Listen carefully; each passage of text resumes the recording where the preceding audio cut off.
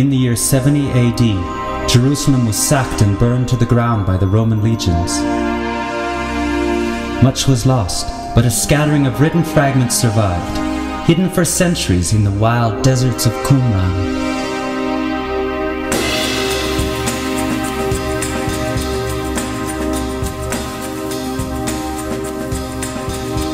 Qumran lies in a rift valley. It's the lowest point on Earth.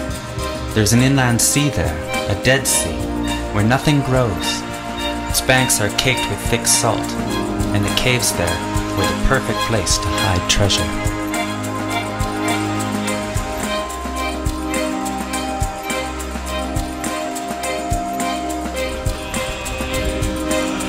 Right then, this is the Dead Sea. It's right on the border between Jordan and Israel.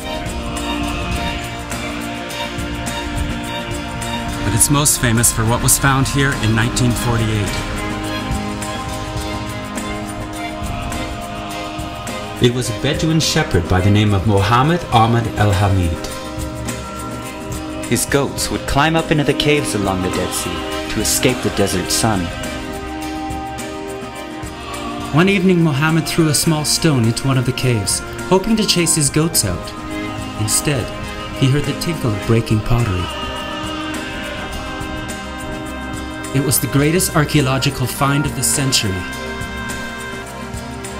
Eventually, over 800 different fragments were found, spread over 11 caves. In amongst them, there are all but 2 of the books of the Old Testament, copies 1,000 years older than any we had previously seen. The 10 Commandments, Noah's Ark, and this small fragment from the Psalms. Some of the scripts are in Aramaic and some are in Greek, but the vast majority are in Hebrew. And although some of the scrolls date to almost 100 AD, none of the fragments come from the New Testament. This was from an older sect, many of them thought to be from the desert settlement of Qumran.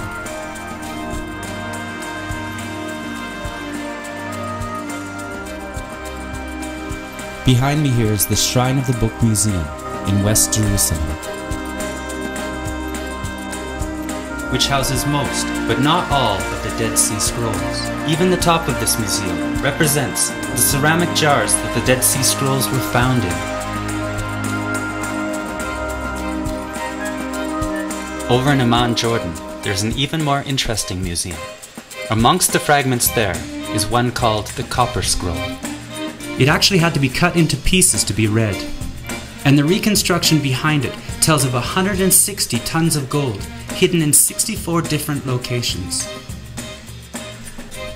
The trouble is the instructions are vague at best. Tucked behind staircases that no longer exist, paces from a wall that simply is no longer there.